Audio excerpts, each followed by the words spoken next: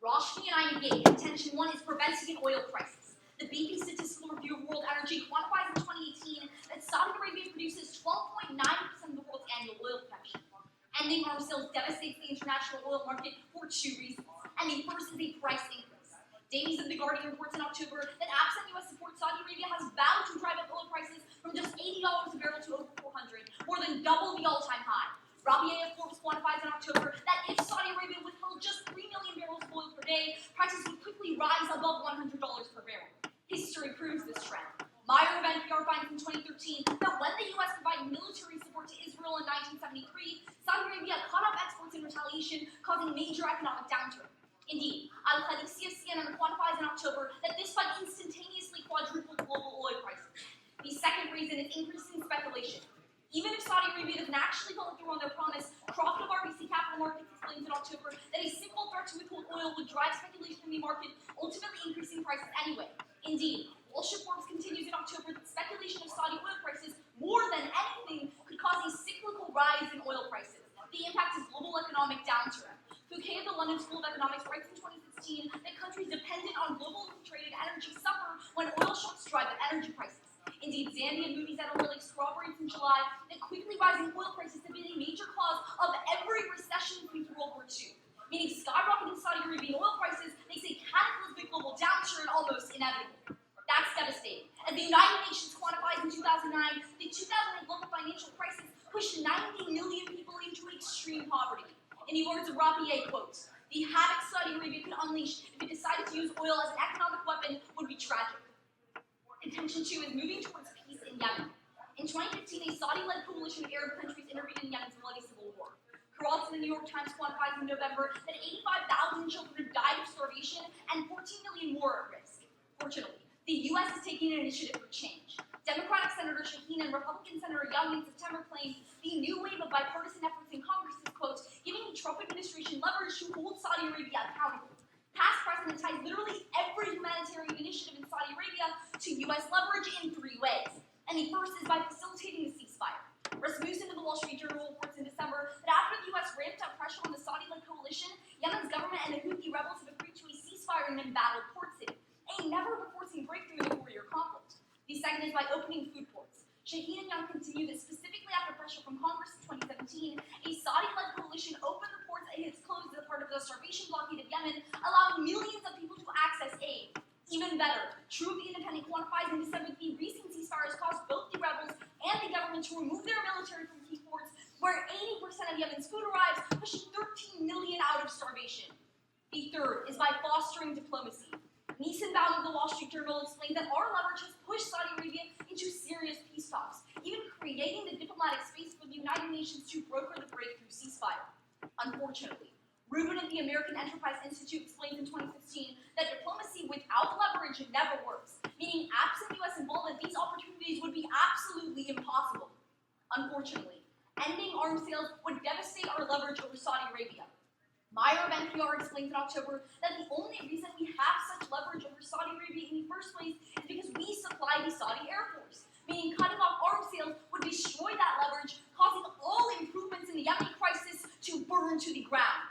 To prevent A, 90 million of the most impoverished individuals around the world from suffering in extreme poverty, and to B, continue pulling the 14 million Yemenis out of the brink of starvation, Roshni and I are proud to negate in today's debate. Okay, can I call for two cards? Sure. First, can I see true that they've demilitarized Hadida? And secondly, can I see a card that aid is flowing into the ports?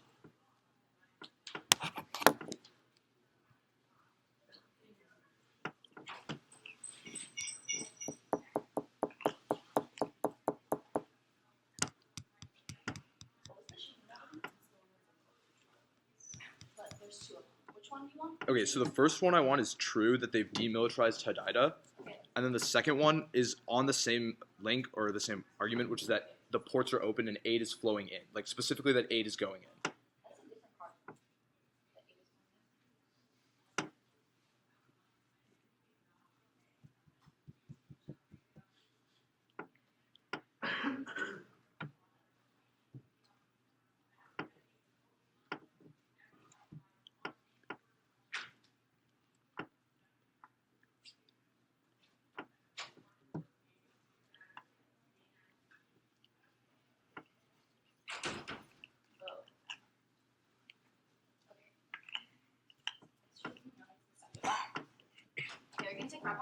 Do you mind if I read it during case read, or do you want me to take prep? I kind of need my laptop. Okay, that's cool. We'll take Okay. prep. The first one is true, and the second one is Shaheen and Young. Okay, cool. We will But start. also, we have more recent evidence if you want. Okay, we'll just start prepping now. Yes.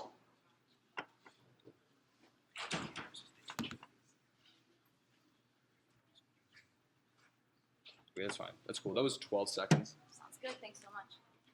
Can I actually use your table? Oh yeah, of course. Sorry.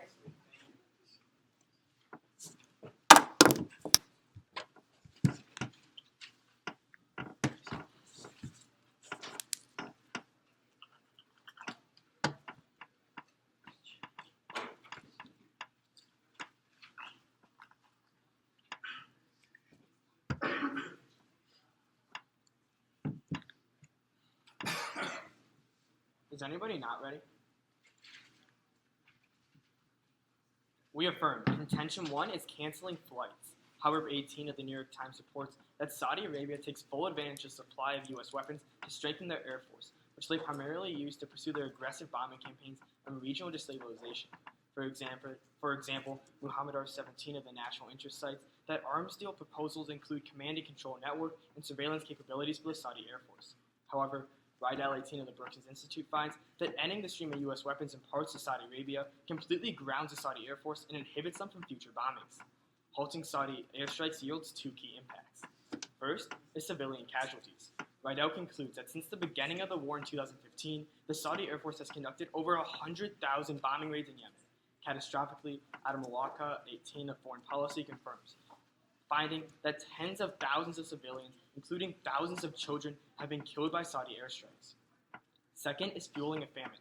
Craig 17 of The Guardian reports that Saudi-led airstrikes in Yemen target key infrastructure at the port of Hodeidah, where over 75% of the country's food supply comes through. Unfortunately, Ryan 17 of the Washington Post finds that port destruction has choked aid flows into the country by making it difficult to unload supplies. Indeed, Bishar 18 of the VOA writes that the current famine in Yemen has put 14 million lives at risk of extreme starvation. Contention 2 is a push for peace. Right now, there is a bloody civil war unfolding in Yemen. Walsh 18 of the New York Times explains that after protests during the Arab Spring by a group of opposition forces known as the Houthis, Yemen entered a civil war. However, Walsh explained that in 2015, a new coalition, led by Saudi Arabia, intervened to back the Yemeni government in their defense. Since then, Ferguson 19 of PBS explains the Yemen war has dragged on for 4 years with no end in sight and is becoming the worst humanitarian crisis in the world. Ending Saudi Arabian arms sales pushes regional peace in two ways. First is softening the Saudis.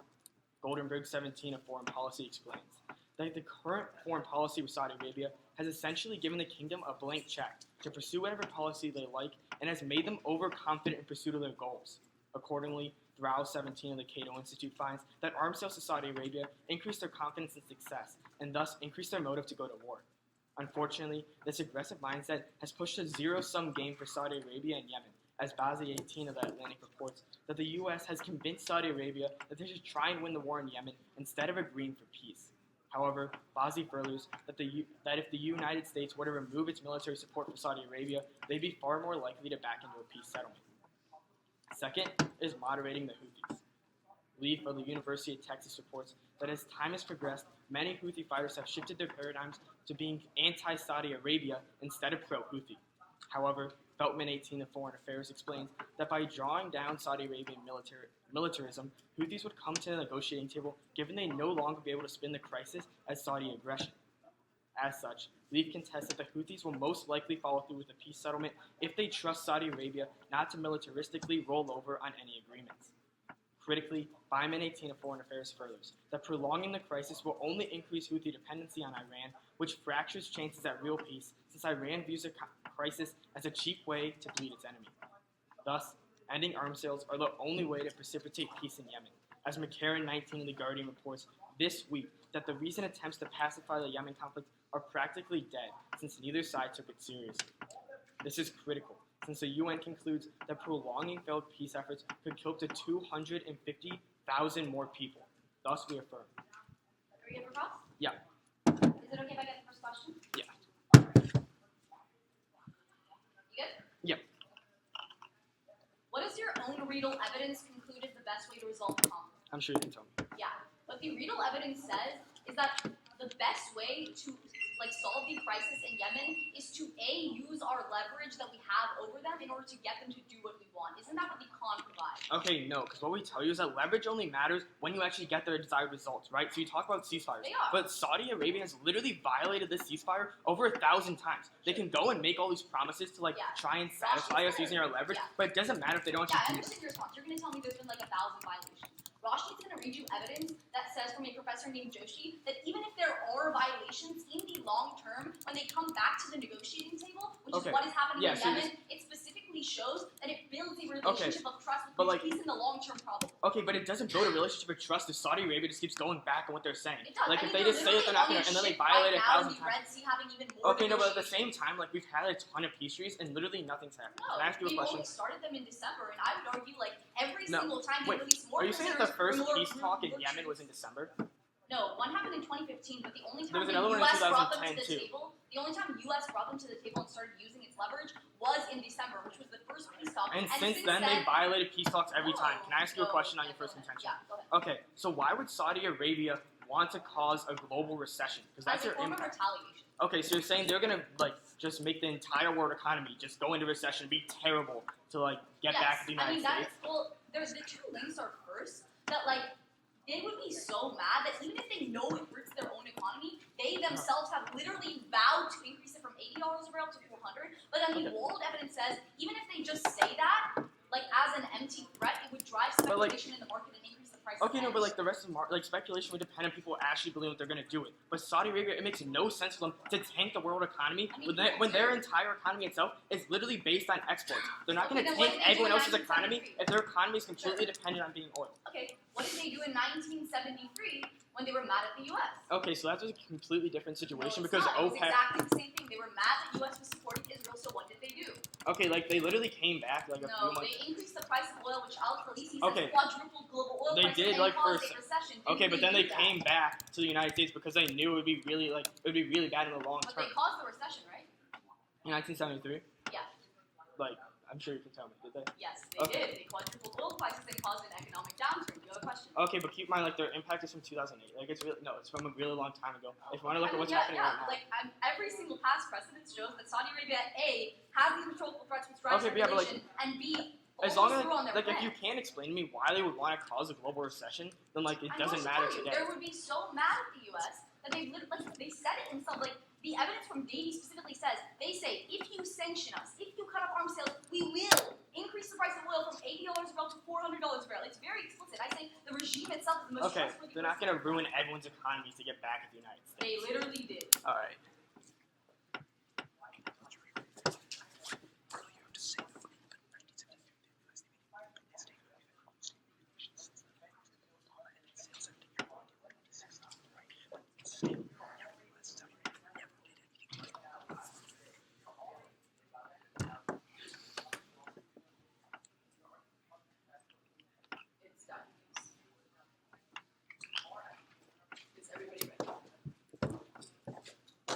Their first contention about the Air Force. They say grounding the Air Force is key, but that's not what would actually happen. Saudi Arabia would turn to Russia if the United States cut off arms. She'll let a foreign policy argue in November that ending arms sales make Saudi Arabia pivot away from the United States and establish a stronger alliance with Russia. And that would be catastrophic because instead of the peace negotiations that the U.S. is doing, Russian arms would take over the war in Yemen. Carol of the Independent writes in 2017 that recent threats from the U.S. have already led Saudi Arabia signing $3 billion missile deal with Russia that only gets worse when you affirm the resolution. And that's really devastating because Russian weapons are less accurate than the U.S. Indeed, Access to Daily News reports in 2015 that Russia has been known to use highly inaccurate cluster bombs that indiscriminately kill innocent civilians instead of precision-guided missiles that the U.S. uses. For example, in Syria, Russia used cluster munitions that literally kill thousands of civilians, and overall, McCurtain of the Independent finds that when Russian weapons were used in Syria, civilian casualties rose by 34%. The same would happen in Yemen. They're going to say that other countries can't fill in, but realize that Saudi Arabia has weapons it can use until the Russian conflict is complete. First, the Stockholm International Peace Research Institute writes in June that since 2013, the UK sold 1,100 missiles and 2,400 bombs to Saudi Arabia that they're already using. They're just going to keep using those. But secondly, they wanted CNN reports in November that Saudi Arabia also receives arms from Spain, France, Italy, Serbia, Georgia, Turkey, China, South Africa, and Russia, among others. That means they can just keep using their arms in the interim. But third, Palmer of CBS reports in December that both sides of the war in Yemen already have weapons stockpiled for years, meaning the brutal war can go on even when new supplies are being explored. Their second contention says that Saudi Arabia is being pushed away from peace right now. That's not true. Peace has already been brokered in Yemen. A truce with Al Jazeera reports in December that the warring sides in Yemen have agreed to a ceasefire with Houthi rebels exiting the strongholds in the coming days. And Palmer of CBS continues in December that this ceasefire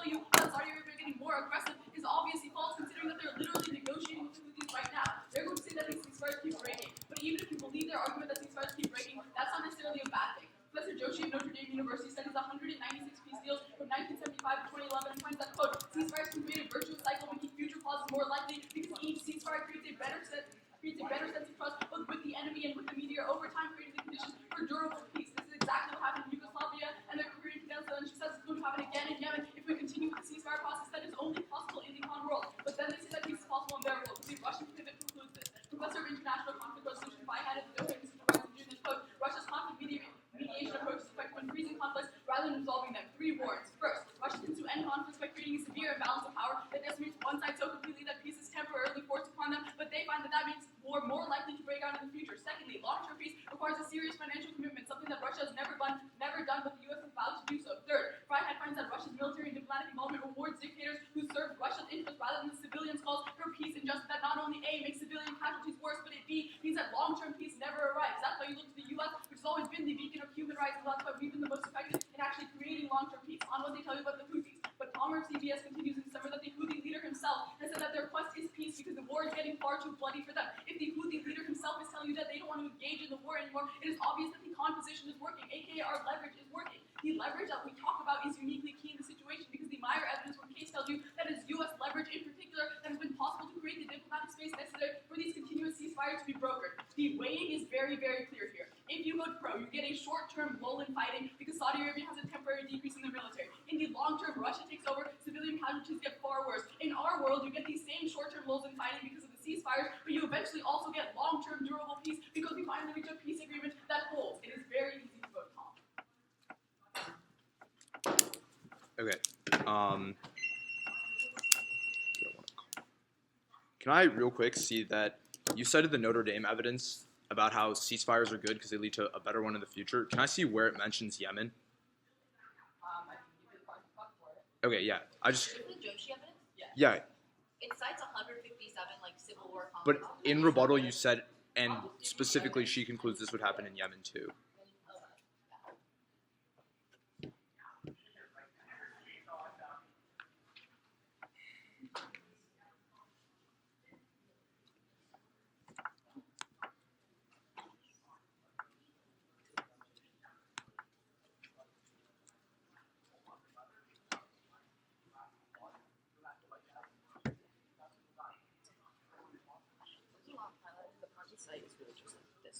Wait, can you just show me the part about Yemen? It doesn't mention Yemen at all. We say the same is gonna happen. We don't Oh, say- okay. So, but the card doesn't mention. Yeah. Okay, that's cool. Sorry.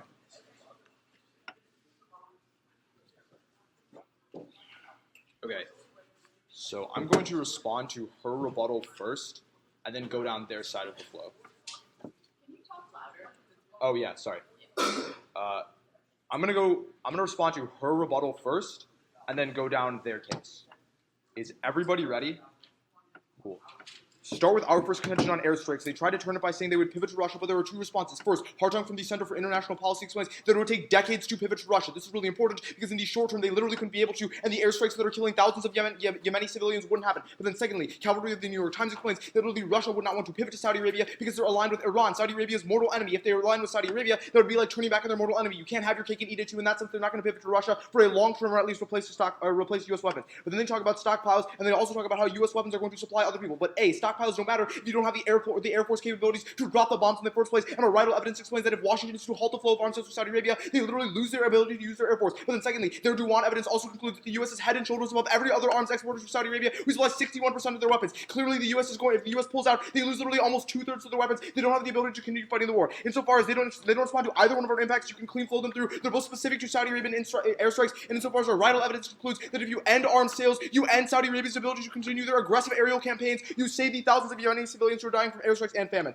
Then our second contention about peace. They give a bunch of cross applications of the ceasefire. I'll get to that on their side of the flow. But then they talk about the pivot to Russia. But you can extend the analysis I just made about how Iran and Russia are like allies, and Iran is mortal enemies with Saudi Arabia. So there's a really unlikely pivot chance. It's really unlikely that Russia is going to pivot to Saudi Arabia insofar as their mortal enemy is their biggest ally in the Middle East. That is going to be the devastation of any Russian relations with any other Middle Eastern ally. But then finally, they talk about how then they talk about how ceasefires are good because that's going to end up like in the long term creating a real settlement. But I would say this is literally the definition of insanity. You're just doing the same thing over and over again and hoping that something good comes out of it. But I would say look to what's going on in Yemen. Literally the conflict has only escalated and we've just had ceasefires for the past like 6 years. Make them prove to you a time frame or be a bright line for when these ceasefires actually kick in and start producing positive results. But then secondly, they also talk about how the Houthi leaders want peace, but literally the Houthi leaders say they want peace and then they just renege on that promise and arm themselves in the long run. That is why every ceasefire has failed. Literally the Washington Post on February 1st reports that the Houthi coalition is violating the ceasefire. They don't want peace. They're literally breaking the peace agreement that they brokered.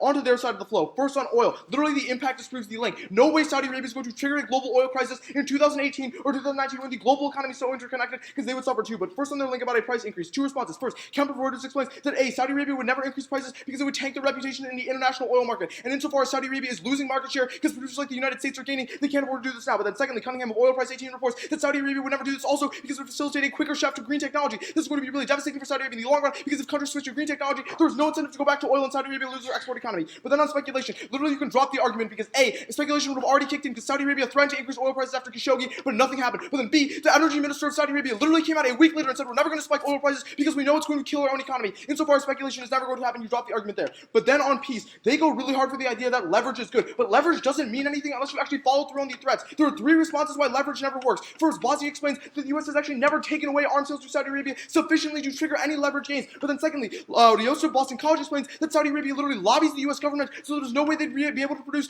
forcible leverage pressure on Saudi Arabia. But then third, the Washington Post reports that Trump is never going to use its leverage on Saudi Arabia. Even if you have congressional support, the fact that there's a conflicting narrative in the government is never going to convince Saudi Arabia that the U.S. is actually going to pressure them. I would say if you affirm the resolution, you trigger the link into leverage actually working, which is credibility. And insofar as there is no way they can prove to you that the United States is ever going to actually take away its arms sales, the only way you can guarantee that is if you go pro. First on the ceasefire, we read you evidence that says Saudi Arabia has literally violated the ceasefire 1,000 times. But if you don't want to buy that, buy the evidence from the people in Hodeidah who literally explain that the ceasefire is not doing anything to solve their crisis. But then on the port's evidence, literally none of their evidence is actually conclusive. It literally talks about what the ceasefire hopes to do. But I would say for Slemron from 4 days ago, who literally concludes that no aid is going into Saudi Arabia because the violence is too strong. But then third, on diplomacy, remember, ceasefires are inherently a short-term solution. If you want a real shift to diplomacy, you affirm the resolution and you make Saudi Arabia negotiate because A, they don't even have the capacity, but B, if they lose the U.S. security guarantee, they're no longer so emboldened to be so aggressive in the first place and you solve the Yemen crisis.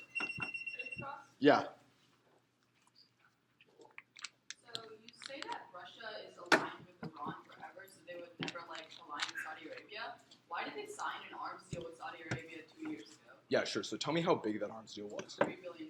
Yeah, so that's like minuscule compared to what the U.S. So is what are doing. they doing with Saudi Arabia right now?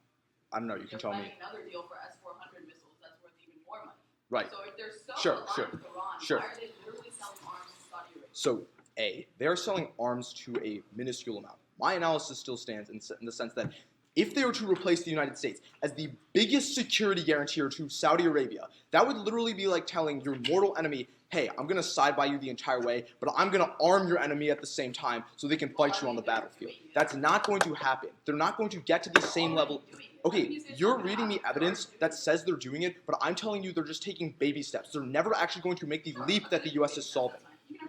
Okay, so let's talk about your contention about peace in Yemen, right? How do you get the Houthis to negotiate? Because there are two parties involved in peace, right? Right. So the reason that the Houthis want to negotiate is from the Palmer evidence from December that tells you because the war has gotten so bloody for them, which is literally your entire case, that is what makes them unique to want to negotiate right now. Okay, so then what are the Houthis doing? Okay, go ahead. Which is why the CGTN evidence from literally yesterday morning tells you that the ceasefire that's in place is holding. Okay. I have a question. No, because I would like to follow up on that, okay? So what are the Houthis doing, though, with these ceasefires specifically, in terms of, like... Okay, but how can you give me an example of how they're upholding it? Well, like prisoner swaps... Yeah, the prisoner swap failed. That's why they had to reschedule a second one, because the Houthis delayed it. Give me another example. No, give me another example. That negotiations are continuing. No, I asked for another example. The Joshi evidence that tells you even if the ceasefire is violated at times, in the long term, it builds a those aren't... You're dodging my question. Give me another example about how the Houthis are upholding the ceasefire. Like pulling out ports, stopping their bombing. Sure, they never pulled out. Your evidence says they said to pull out, but they never did. I read you evidence from 4 days ago that says the violence is too strong. Give me another example of how they're upholding the ceasefire. We're not going to do this for all across. Why? Ask the question now. Because you're arguing that a ceasefire is working even though it's clearly not. Literally, the people in Hodeidah say this is not solving our problem. I'm going to ask a question. Go for it. So on what you say about like how we've never used U.S. leverage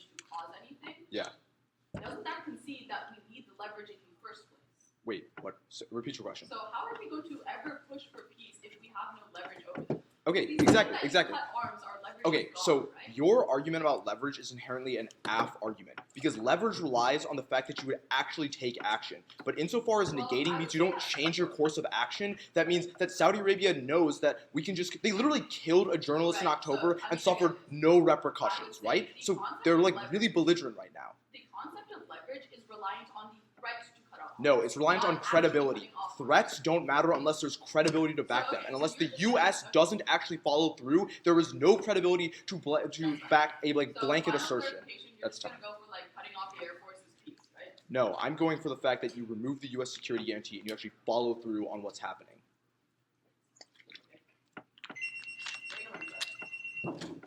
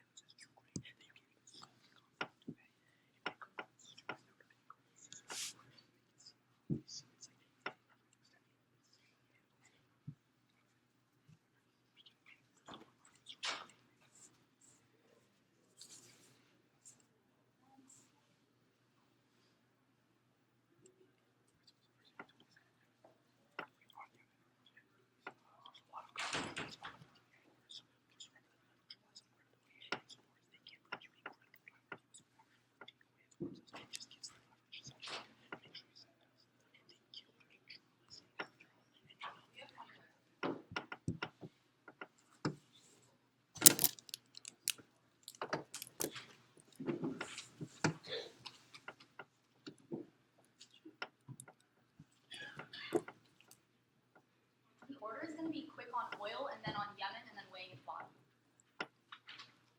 Are we good?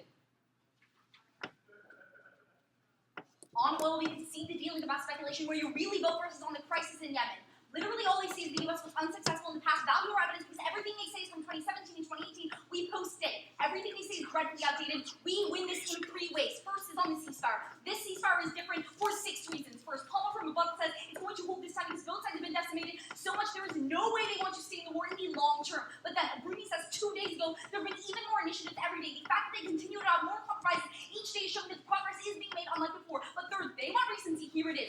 CHDN says this morning even more diplomatic prisoner swaps and concessions are being made in these schools. They are on a ship right now in discussion. Fourth, they talk about violations with aid, more Jewish studies, hundreds of civil wars exactly like this one says. Even if ceasefires are broken, they cause a virtuous cycle that ultimately builds trust and peace. Fifth, the UN says that these violations have not been large scale. It's a far less biased user going to value it here. But sixth, True says the ceasefire that the US pushed for open key ports where 80% of Yemen is food-arized enough to keep 13 million people out of poverty. This goes cold conceded. We're the only side that has a chance of solving this. They just let those 13 million die. But then the second way we win this is diplomacy. This month says without the U.S., the diplomatic space for future ceasefires and serious peace talks that are happening right now would completely dissolve. Value evidence for 2 reasons. First, it is the only risk of solvency. They allow the public to agree with no alternative. Some peace talks are better than none, but second, it's a lot more recent. Then, the third way we win this is the alternative. The alternative is Russia. They say they won't be able to pivot to other countries, but Stockholm says they have enough arms and intelligence from the UK stockpiles to keep the war going until the pivot to Russia is completed. Then they say they wouldn't turn because they side with Iran. They ignore Carol that says they literally already have a 3 million arms there and they're having more negotiations right now. If what they say is true and it was an ideological difference, they wouldn't be already making deals. That's really bad because McKernan says that Russia lacks accurate weapons and increases civilian casualties by 34% in Fryat says that Russia completely freezes the conflict by aiding dictators, stopping the problem. Remember, the weighing is very clear. We allow these short-term benefits with the ceasefire, but we also allow long-term benefits through negotiations. Okay, we're gonna run. We used like 12 seconds of prep. We start the rest of that now. 6 reasons. First, they say it's too violent. Clearly, it's not. Like, Houthi rebels are not too violent for them, but they're continuing to violate. Secondly, they say there's more and more initiatives every day, but this is literally what happens with every other ceasefire. They don't believe that these new initiatives are unique. Third, they say, like, this morning there were prisoner swaps, but they say there are new prisoner swaps because nobody followed the first ones. They can't guarantee that any of these actually happen. Fourth, this is the Joshi evidence. Talk about how it's insanity. The time analysis is very clear. They don't have to a bright line. But when this ceasefire actually comes, we confirm on the risk of risk of solvency there. 6 is on violations. Okay.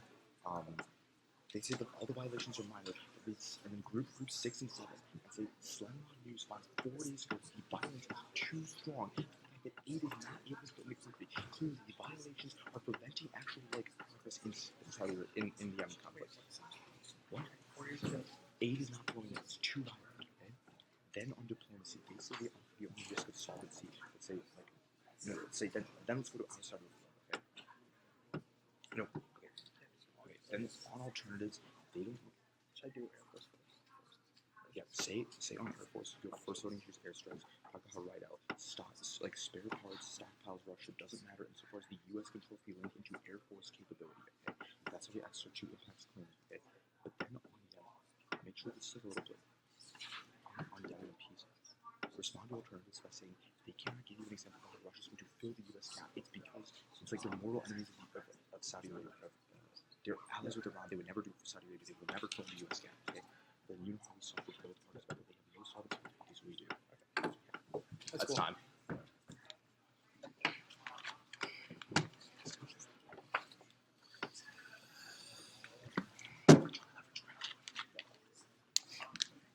Okay. So I'm gonna go down there, ceasefire. Oh wait, no, I'm gonna start on airstrikes, then ceasefire, and then just overall. Okay, is everyone ready? Let's start off on our airstrikes. They try and tell you that because Russia already is giving Saudi Arabia an arms deal, that means that they're not ideologically different. But it's a really small part. They're not going against Iran, just giving a tiny bit of weapons. When it's a huge deal, that's going to be much different. And that's why Riddell finds, then they try and tell you about stockpiles. But Riddell finds that the United States is literally the only way they're able to fly these planes. If you take away the planes, then they can't drop the bombs anyways. That's why we find that Atamalaka finds that 10,000 people are dying every single year because of these airstrikes. That's why you're going to affirm right there. That's really clean. Now let's go in their case. Now they try and tell you for ceasefires. First they try and tell you that both sides are really devastated right now. That's why they're going to agree. But they're so devastated they wouldn't be violating the ceasefire right now. Doesn't make any sense. Then second, they try and tell you that they're actually talking right now and making agreements with these prisoner swaps. But keep in mind that right now the prisoner swap literally failed. They're not going to keep doing it. Then third, they try and tell you that again, these ceasefires are just going to get better over time. That's literally insanity. We're just doing the same thing over and over again and trying to say it's going to get better. It's not going to get better in the long term. That's really weird. Then they group their 6 and 7 responses together because Stingray tells you from literally 4 days ago that that they're not even working right now. You can't get any food into the ports. That's really detrimental because they literally provide no solvency. The ceasefires aren't working right now. Don't vote for that. Then we saw for Yemen in 2 different ways. They provide no solvency for the Houthis. We explained to you that right now the Houthis have become more anti-Saudi Arabia and less pro-Houthi. That's really important because when you're able to pull out the Saudi Arabia, that means that the Houthis are going to come out as well. That's really detrimental because we find that the Houthis are going to demilitarize them. Right now, the Houthis just are using these peace talks as a time to take a break and reunite. But as soon as Saudi Arabia goes and they demilitarize, that's really important because they lose their capability and their will to fight. Saudi Arabia won't continue to fight, and neither will the Houthis if they're going to be seen as the aggressor. That's really detrimental because Biden finds that prolonging the crisis will actually just make it a lot worse. They don't give you. Then let's talk about leverage and negotiations. That's really detrimental because leverage you need something to back it up. Trump, they literally let them kill a journalist and nothing happened. This leverage doesn't mean anything unless you back it up. But our impacts are much clearer. First, because as soon as you solve for airstrike, you solve 10,000 lives immediately, and we solve for both parties. They don't solve for the Houthis. Can I ask a question? Go for it. Okay. You say the prisoner swaps have been completely unsuccessful. What is the Houthi leadership and the Saudi Arabian leadership doing right now? Yeah, sure. So they're trying to negotiate another one. But John's analysis goes as that the last prisoner swap failed. They're trying another one. There's no guarantee it's going to work. Why is it bad to try to have peace? Sure. Okay. You are trying to have peace, but you're trying to have peace that is inevitably going to fail. Because when I started, but I kept trying, and then I got a little better. Is that bad? No, I'm not saying that's okay. Sure.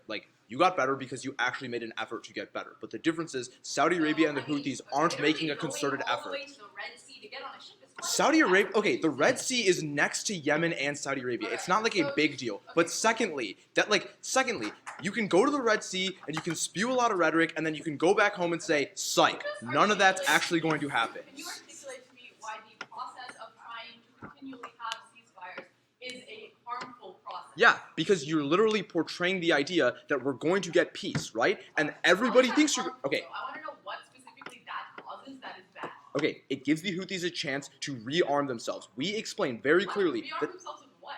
like, new weapons. They're taking a breather right now. You literally said the war is getting too bloody. Where was this in any speech ever? John just said the Houthis use these ceasefires as a time to they catch their breath and then renege on the peace that they promised ahead of time. Okay, so this is about Houthi violations, right? That's why ceasefires don't work.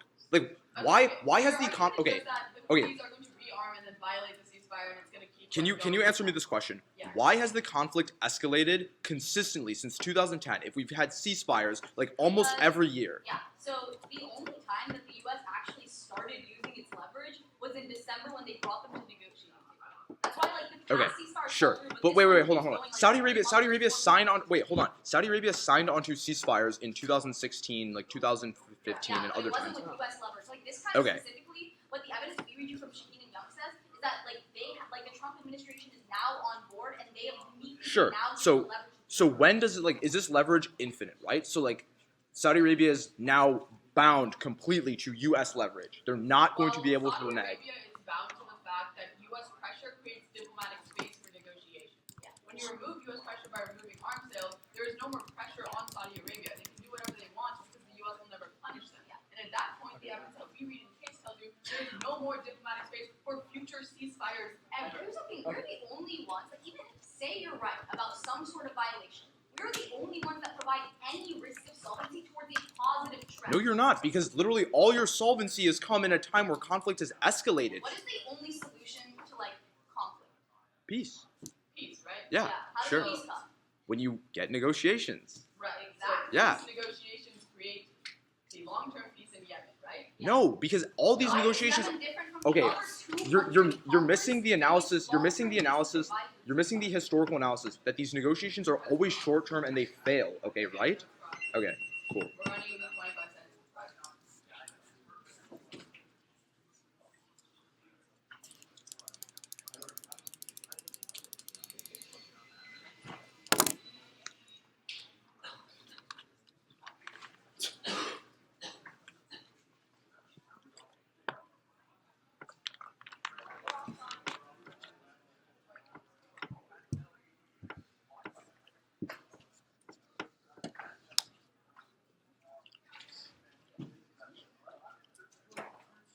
It's going to be the offense, the extent, and then, like, Yemen basically, which I think is on our case. It's everybody ready. The only offense they extend in summary is that the Houthis are going to pull out if you vote pro. The warranty they give you is that the Houthis are ideologically opposed to Saudi Arabia. This does not interact with the response that we read from Palmer that tells you the specific reason that the Houthi leaders are ready for peace right now is that the war has gotten far too bloody for them, and that's why they are the ones pushing for peace in the status quo. We would say, don't change the status quo if it is already working. Go to the issue on Yemen. On the ceasefire, first, the Palmer evidence tells you that this ceasefire in particular is more likely to hold because neither side wants to continue the war. But secondly, the Abram and CGT evidence goes cold conceded in summary. These are literally from 2 days ago that tells you that more and more ceasefires are being made every day. It is obvious that the peace initiative is working.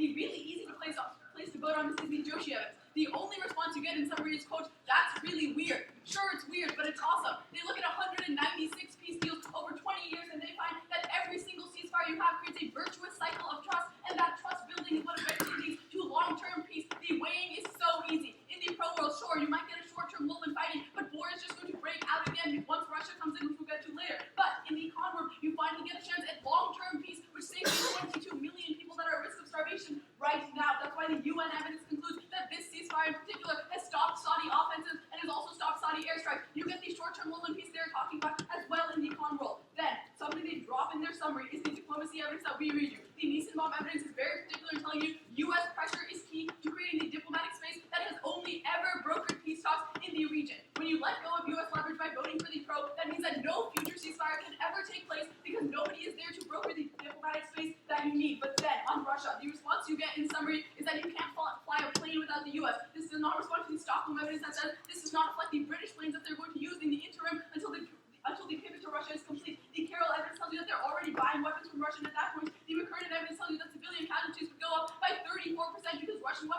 far less accurate, and the Thrive Had evidence tells you that Russia is a terrible mediator for conflict because they just prop up one side, which makes negotiations impossible. In the con world, you get a short-term Mullen finding, and you get long-term peace. In the pro world, you get nothing. Okay, I have 3 seconds of prep left. Can I see the evidence that the ceasefire now is the only ceasefire that the U.S. has pressured Saudi Arabia into agreeing to? Can you call for the cards? We read 6 cards on. No, in cross, you said that this ceasefire is unique because of U.S. leverage. Can I see that it's unique?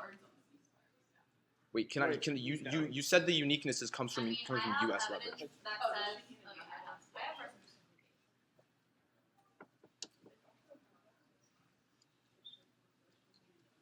Oh, yeah.